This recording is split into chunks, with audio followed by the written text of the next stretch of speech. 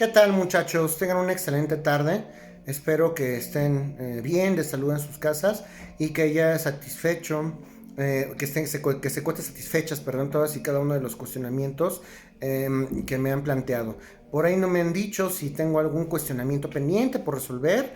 Recuerdo que estamos próximos a diagnosticar qué tal han estado asimilando ese tipo de cápsulas o este tipo de clases, y vamos a dar continuidad entonces a nuestro curso de epistemología. Recuerden a ustedes que en principio estamos aterrizando la epistemología como rama de la filosofía para que podamos abocarnos propiamente a la cuestión de criminalística, que es propiamente el objeto de este curso, ¿ok?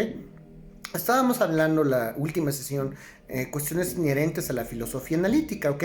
Vamos entonces a continuar hablando de esta filosofía analítica. Recuerden que estamos entendiendo, de acuerdo a la filosofía analítica, que es tan importante la manera en que nosotros articulamos, expresamos nuestras palabras, la manera en que nosotros exteriorizamos nuestra voluntad, nuestros conocimientos, en el momento que nosotros emitimos un mensaje, de qué manera queremos entonces que el receptor del mensaje lo pueda asimilar o lo pueda entender. Es muy importante que nosotros queramos, que nosotros tengamos la posibilidad como profesionistas de darnos a entender claramente. Si nosotros al momento de plantear una hipótesis, al momento de plantear una verdad, no logramos hacer que el receptor del mensaje entienda lo que nosotros estamos percibiendo, pues no vamos a llegar a ningún lugar. Muchos de nosotros podemos padecer de ese mal. Nosotros pensamos que todo está claro, emitimos un mensaje que de acuerdo a nuestro raciocinio es una maravilla de mensaje y no tiene ninguna falla en la lógica, y resulta que no, resulta que las personas lo entienden de otra manera. Esto les pasa a todos y tenemos que abrir nuestra mente, tenemos que abrir nuestros caminos, tenemos que abrir nuestros conocimientos, nuestras posibilidades para entender que a lo mejor nos hace un poquito falta para trabajar en la cuestión de nuestras palabras, ¿ok? Las palabras en voz de esta filosofía analítica inician siendo pues lenguaje. Hablamos de un lenguaje primitivo, se van perfeccionando nuestras palabras, nuestras ideas, expresan a lo mejor la intención del articulante en las primeras ocasiones, y bueno, pues hablamos se da un giro radical. Esta ciencia de la filosofía racional o analítica da un giro lingüístico, y poco a poco nosotros vamos aterrizando a nivel filosófico la importancia de este discurso, ¿ok? Es tan importante la manera en que nosotros articulamos las palabras para dar un mensaje claro, para que las personas puedan tener un mensaje correcto, eficaz, verdadero, que hay una serie de filósofos que desde el punto de vista de la filosofía analítica se abocaron prácticamente a estudiar tanto el lenguaje de una manera a lo mejor hasta enfermiza, que desarrollaron un lenguaje matemático. Estoy hablando de, no sé si lo han escuchado ustedes, en las décadas de 1920 y 1930 se habló de el famoso Círculo de Viena. ¿Okay? Entre la década de 1920 y 1930 hay un autor que se llama Moritz Schlick, así se llama el señor, Moritz Schlick. Okay, este señor empezó a reunir una serie de filósofos para poder intercambiar ideas, para poder analizar la intensidad de sus palabras, el verdadero sentido. Algunos de los filósofos que formaron parte del famoso Círculo de Viena son Rudolf Carnap y Kurt Gödel. Kurt se escribe Kurt Gödel, y el otro es Rudolf Carnap, ¿ok? Estos señores formaron parte de este círculo propiamente de filósofos y empezaron a estudiar esta manera en que nosotros utilizamos las palabras, empezaron a ver y a tener diversos discursos filosóficos. Estos señores eran escépticos, quiere decir que todo el discurso lo ponían en duda.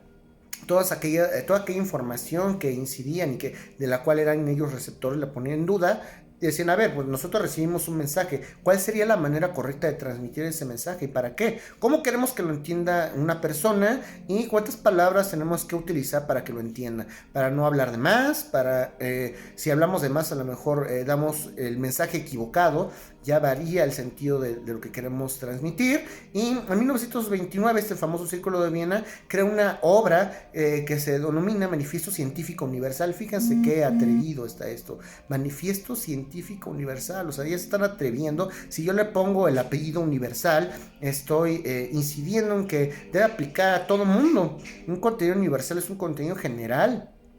Fíjense qué grave, o qué fuerte, más bien, no qué grave, sino qué fuerte. Estas personas sienten o sintieron en su momento que la verdad que ellos habían descubierto, pues prácticamente era un tema universal y era un tema lingüístico que desde el punto de vista de estos señores todos teníamos que acatar porque era una regla que debía ser aplicable a todos, porque era verdadera desde su punto de vista, ¿ok? Proponen una serie de enunciados lógicos para que no exista algún error en la manera de expresarnos. Todas las personas deberían de hablar tal o cual manera, deberían de controlar el discurso con las palabras necesarias.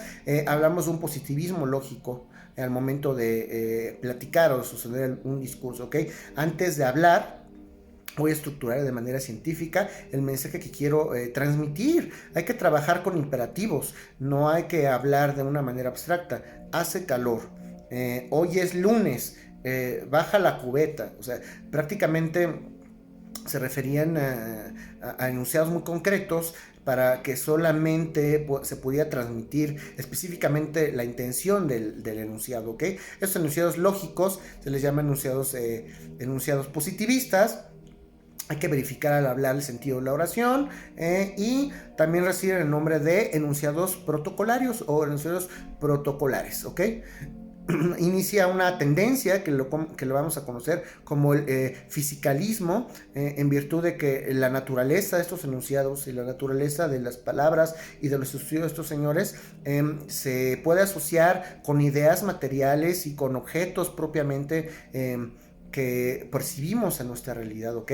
Entonces por eso es que ellos sustentaban que esta serie de ideas o de principios que sustentaba en su momento debieran ser aplicables a todos los ámbitos de los seres humanos.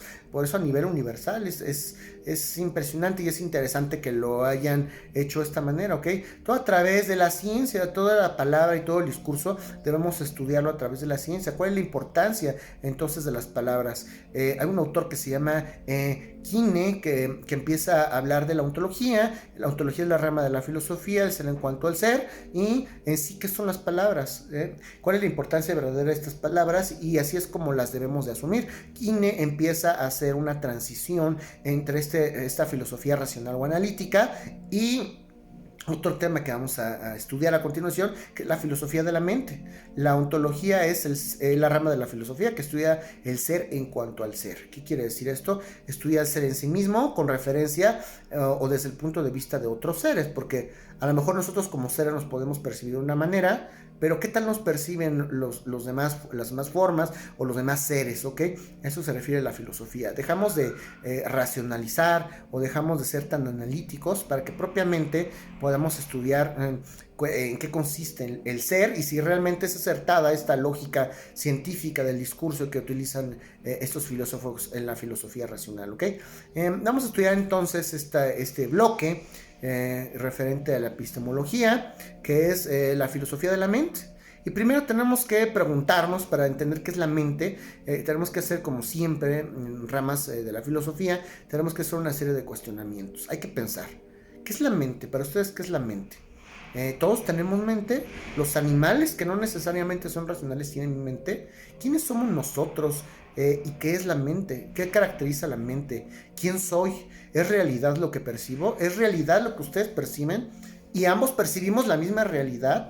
¿La realidad es lo físico o es lo mental?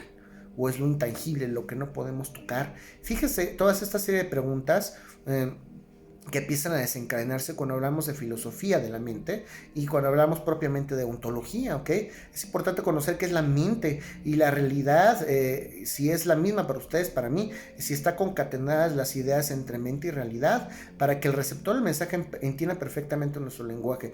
Yo, si quiero transmitirles a ustedes un mensaje, tengo que cerciorarme de que la realidad que yo perciba sea exactamente la misma, por lo menos la realidad física, a la que ustedes perciben. Seguramente mi realidad mental no es similar, y la de ustedes no es similar a la mía, y la de ustedes no es similar a la del mundo, y la racionalidad y la manera en que mentalmente concebimos el mundo puede variar dependiendo de nuestros hábitos, de nuestras costumbres, de nuestra vida, pero a lo mejor la verdad material y la manera en que percibimos propiamente el mundo pudiera llegar a ser lo mismo, y eso es un instrumento propio del lenguaje. Entonces, antes de utilizar el lenguaje como herramienta, tenemos que hablar de la mente. Es de lo que no hablaban los filósofos racionalistas. Antes de emitir un discurso, yo tengo que saber cómo funciona mi mente, mi imaginación, qué es lo que asimilo, cuál es mi realidad, qué es realidad para mí y de qué manera puedo manejar esa realidad a través del lenguaje. El mensaje en sí mismo es la importancia del mensaje en sí mismo.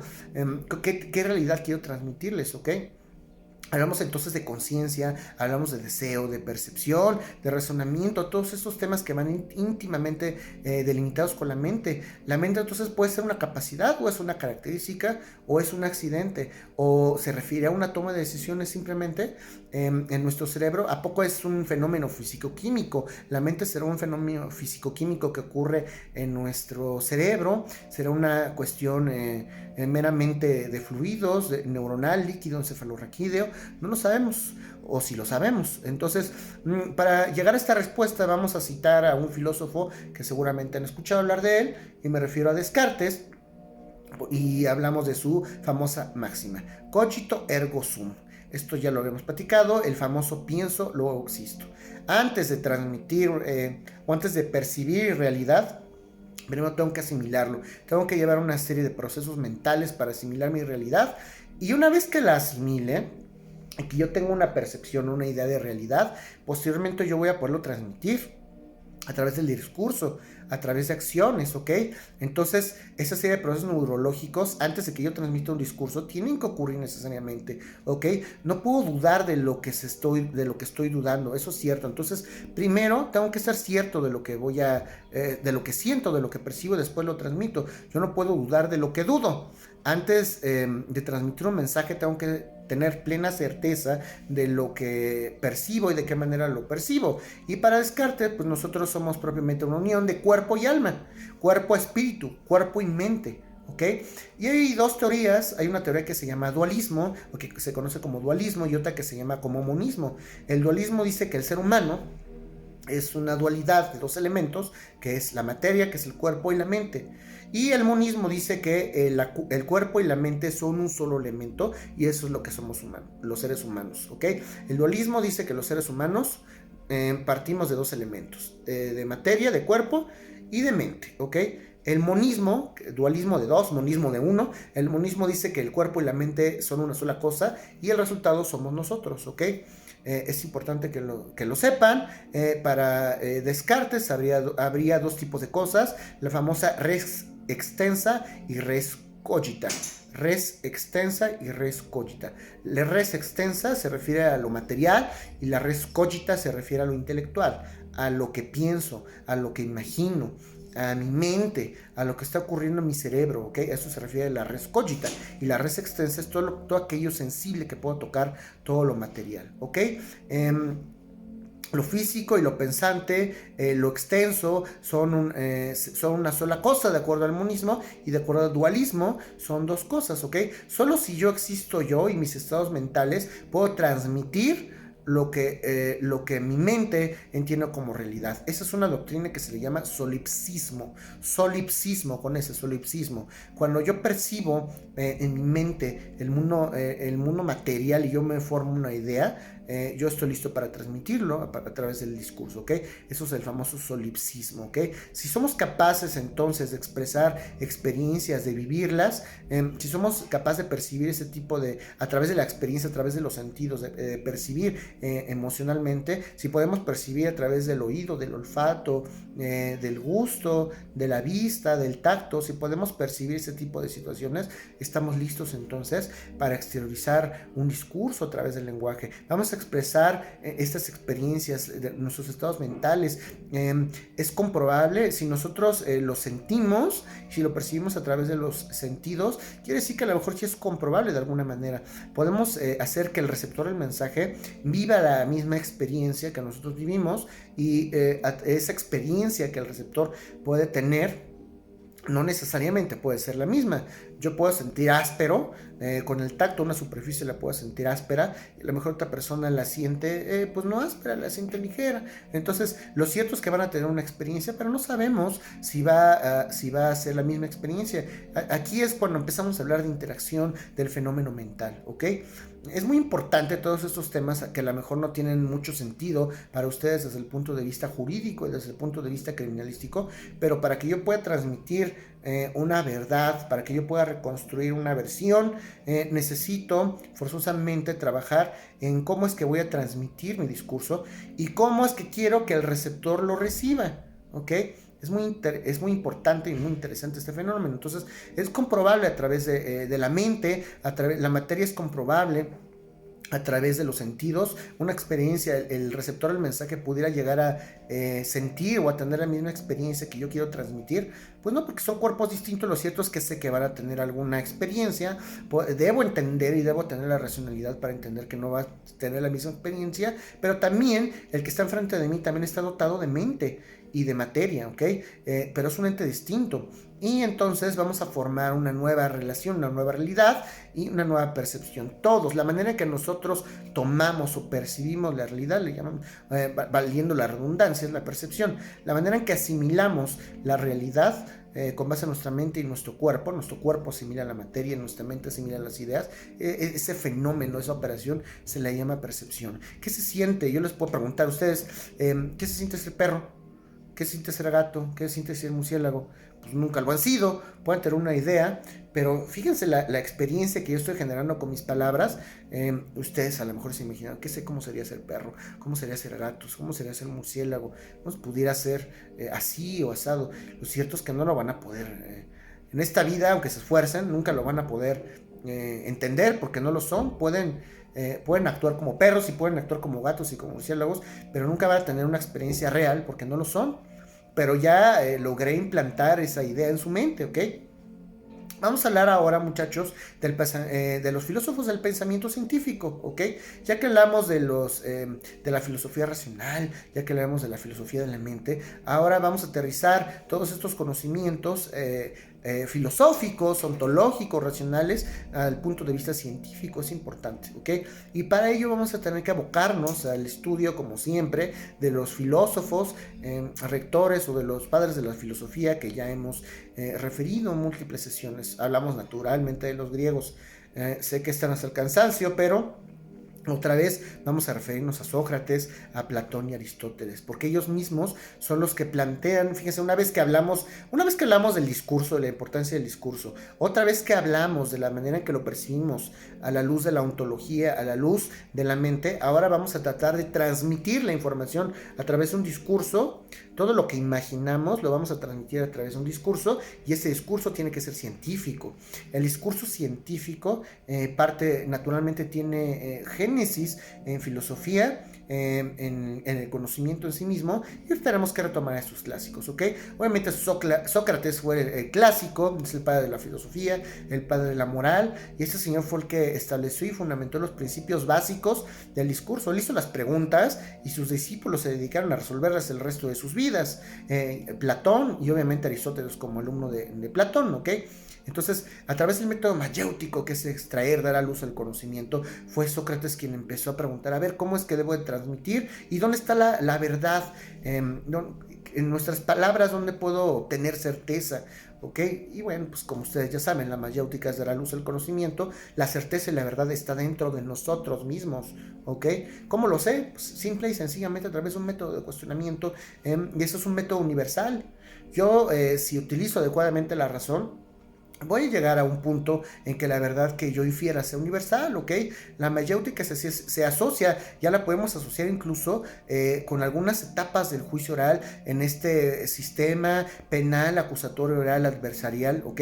Entonces, el sistema ahorita de justicia penal, que es un sistema, como ustedes saben, que es oral, que es acusatorio, que es adversarial, hay algunos autores que ya lo empiezan a asociar con ese tipo de ejercicios propios como la mayéutica. Cuando tenemos indicios, cuando hablamos de verdad, cuando hablamos de justicia, ¿cómo vamos a llegar a esto?